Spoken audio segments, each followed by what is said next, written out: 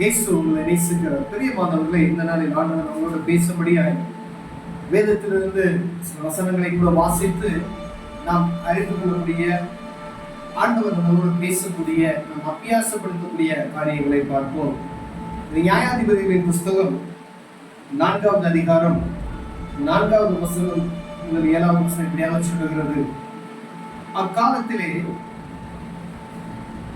லபிதோத்தின் மனைவியாகிய தெபொராள் என்னும் தீர்க்கதரிசியானவர் இஸ்ரவேலை நியாயம் விசாரித்தார்.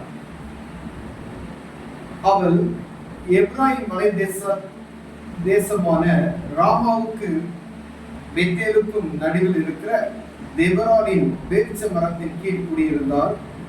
அங்கே இஸ்ரவேல் புத்திரர் அவளிடத்துக்கு நியாயம் விசாரிக்க போவார்கள்.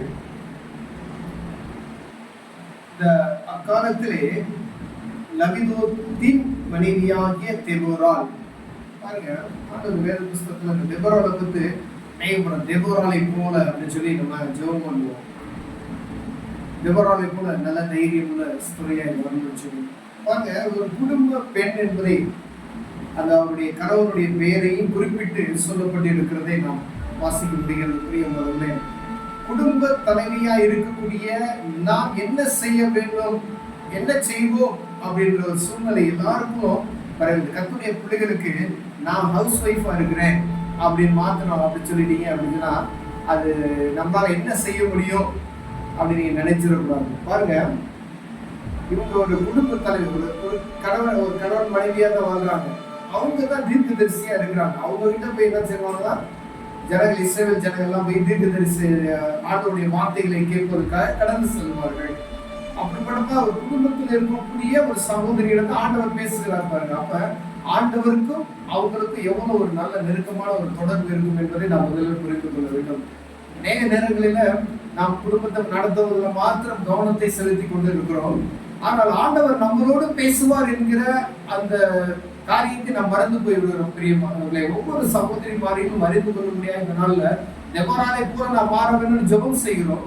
ஆனா தெபொராளை போல ஆண்டவருக்கும் அவர்களும் உங்களுக்கும் உள்ள தொடர்பு எப்படி இருக்குது என்பதை நாம் ஒவ்வொரு நாளும் கவனிக்க வேண்டிய நேரத்தில் இருக்கிற பிரியமானவர்களே.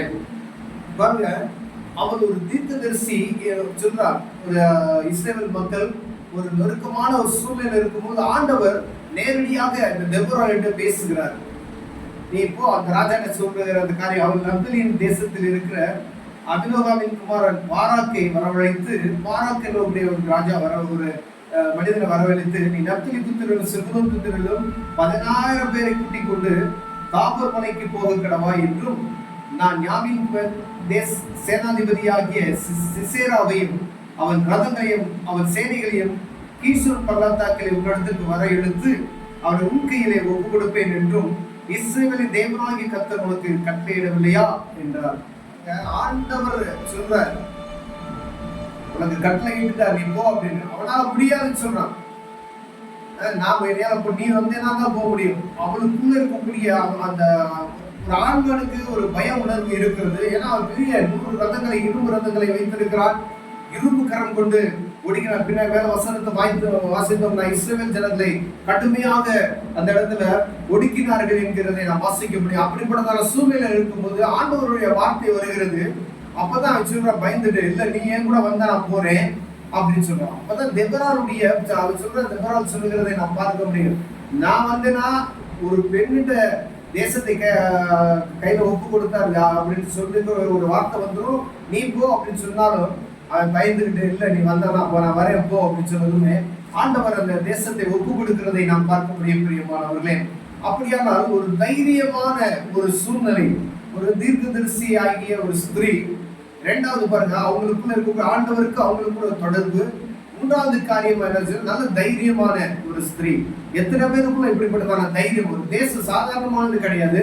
ஏதோ பக்கத்து வீட்டு ரோட்ல நடக்கக்கூடிய காரியமோ, ஒரு வீட்டுக்குள்ள குடும்பத்தில் நடக்கிற ஒரு சண்டையோ போய் பார்க்கறதுக்கோ அப்படி அல்ல. அவன் பெரிய சேனாதிபதி. அவனை ஒரு பள்ளத்தாக்குக்கு வரவழைத்து ஆண்டவர் கையில ஒப்பு கொடுப்பார் என்று தீர்க்கதரிசி உரைக்கிற ஒரு சத்தம். அவன் தான் சொல்றான், தெபொராள் தான் சொல்றா, இப்போ அப்படின்னு சொல்லி. இது சாதாரண. அப்ப தீர்க்க தரிசனத்துல எவ்வளவு உறுதியா நான் சொன்னது நடக்கும், ஆண்டவர் சொல்லிட்டாரு அப்படின்றது எவ்வளவு உறுதியா இருந்திருக்காங்க பாத்துங்க. அப்ப பெண்கள் தேவ சமூகத்துல அமர்ந்து ஜெபிக்கும் பொழுது ஆண்டவர் உங்களோடு பேசுகிற காரியத்துல உறுதியான ஒரு சூழ்நிலைக்கு நேரம் வரும். ஆண்டவர் உங்கள்கிட்ட பேசின காரியம் இதுதான் 100% என்ன செய்யணும், ஆண்டவர் அது ஒப்பு கொடுப்பார் என்ற அந்த உறுதி அவங்களுக்குள்ள இருந்தது. நேரம் போனாங்க, அந்த இடத்துல என்ன செய்யாங்க, ஒப்பு கொடுக்கப்பட்டார். ஆண்டவர் என்ன செஞ்சார், அந்த தேசத்துடைய இந்த ராஜா அத்தனை பேர்த்தையும் ரதங்கள் எல்லாத்தையும் எல்லாம் நொறுக்கி போட்டார்கள் என்பதை வேதத்தில் நாம் வாசிக்கிறோம் பிரியமானவர்களே. அதே போல ஒவ்வொரு ஸ்திரீயும் அந்த இடத்துல சொல்லப்பட்டிருக்கிறது. இந்த ராஜா தப்பிச்சு ஓடும் பொழுது பாருங்க, சில ஸ்திரீகளை வேதத்தில் தெளிவா தனியா எழுதி வைத்திருக்காங்க. ஏன்னா எல்லாரையும் ஆண்டவர் வேதத்துல பயன்படுத்தி இருக்கிறார். வாலிபர்களையும் பயன்படுத்துகிறார், வாலிப சகோதரிகளும் பயன்படுத்தி இருக்கிறார், முதியவர்களை பயன்படுத்தி இருக்கிறார். அதே போல ஸ்திரீகளை, திருமணமான குடும்ப தலைவிகளையும் ஆண்டவர் பயன்படுத்தி இருக்கிறார் என்று நாம் புரிந்து கொள்ள வேண்டும். பாருங்க, பின்பு ஏபேரின் மனைவியாகிய யாகேல் ஒரு கூடார ஆணியை எடுத்து தன் கையில் சுத்தியை பிடித்துக் கொண்டு மெல்ல அவன் அண்டையிலே வந்து அவன் நெற்றியிலே அந்த ஆணியை அடித்து போட்டால் அது உருவி போய் தரையிலே புதைந்தது. பாருங்க, ஒரு தைரியம் பாருங்க. அந்த ஒவ்வொரு சகோதரிக்கு அவன் தப்பிச்சு சிசிரா எங்க வீட்டுக்குள்ள போயிடறான், என்னை பாதுகாத்துக்கணும் அப்படின்னு சொல்றான். பின்னாடி இந்த பாடல் பாடுகிறது பார்த்தீங்கன்னா, தண்ணி கேட்டால் பாலை கொடுத்தான். முன்னாடி வாசனை இருந்துச்சுன்னா அவன் தண்ணி தான் கேட்பான், குடிக்கிறது தாகமா இருக்கிறேன் தண்ணி தான். அவன் பால் தூக்கியை கொடுத்துட்டான், பாலை பிடிச்சுக்க அப்படின்னு சொல்லி கொடுக்குறான். ஆனா அவன் நெத்தில என்ன செஞ்சா, சுத்தியை எடுத்து அடித்து ஆணி தரையோட ஊடுருவி தரையில பாய்ந்து போக முடியாது செய்தார். அப்ப தேசத்தை ஒப்பு கொடுத்துட்டார் ஆண்டவர் என்ற தைரியம் பாருங்க ஒரு சகோதரிமார்களுக்குள்ள இருக்கிறது என்பதை நாம் புரிந்து கொள்ள வேண்டும். நமக்குள்ள எப்படிப்பட்டதான விசுவாசத்துல நாம் வாழ்ந்து கொண்டு இருக்கிறோம் என்பதை பார்க்க வேண்டும். பிரியமானவர்களே, நல்ல தைரியம் உள்ள பெண்களாக இருக்கணும்னு சொல்லி ஆண்டவர் விரும்புகிறார். பாருங்க, ஒரு தேசத்தை ஒப்பு கொடுப்பதற்கு இந்த 2 பெண்களும் பாருங்க சரியான அவர் தீர்க்கதரிசி அவங்க சொல்லிட்டாங்க. பாருங்க, இந்த ராஜா தப்பிச்சு வரா, இவரை விட்டுறக்கூடாதுன்னு சொல்லி என்னாச்சுன்னா கூடாரத்துக்குள்ள ஒரு ஜமக்காலத்தை போட்டு மூடி வச்சிரா, தண்ணிக்கு பதிலாக பாலையும் கொடுத்தா, படுத்து சொல்லிட்டு கையில தைரியம் என்ன செஞ்சா சுத்தியில் எடுத்து அடித்து கொண்டு கொடுக்கிறார்.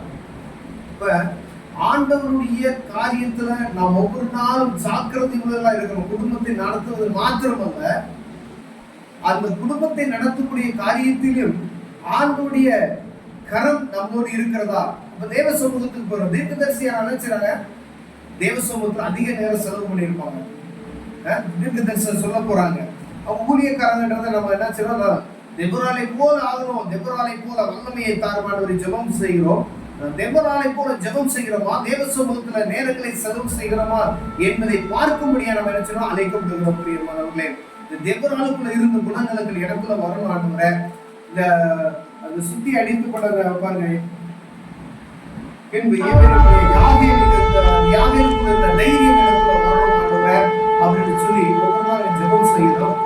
ஆனா ஆண்டவர் சொல்லுகிற காரியத்தை தைரியமாய் வெளியாய் சொல்லுவதற்கான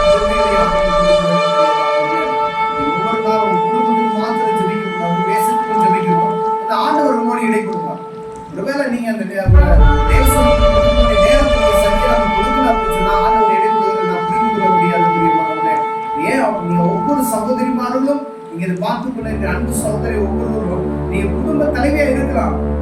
ஆனா ஆண்டவருடைய வார்த்தைக்கு செவி கொடுத்து அவருக்கு கொடுக்க வேண்டிய நேரத்தை நீ கனமாய் கொடுத்தீர்கள். உங்களை ஆண்டவரை எடுத்து பயன்படுத்துவார். கண்களை முழுவதும் ஜெபம் செய்வோம். அன்பின் தலைமுறை அதனுடைய சகோதரிமார்கள் ஒவ்வொரு இடத்திலே பயன்படுத்த ஏதோ குடும்பத்தை நடத்துவது மாத்திரம் அல்ல, அதற்கு பின்பதாய் ஒரு பெரிய காரியம் உண்டு என்பதை அறிந்து கொண்டு ஆண்டவருடைய தேசத்துக்காய் சபைகளுக்காய் ஆண்டவரை அழிந்து போகிற ஆத்துமாக்காரை ஜெபிக்கிற ஒரு ஜெபாவி அவர்களுக்கு வைப்பீராக. ஆண்டவருடைய சத்தத்தை கேட்க கிருபை பாராட்டும். இயேசுவின் நாமத்தில் பிதாவே, ஆமென்.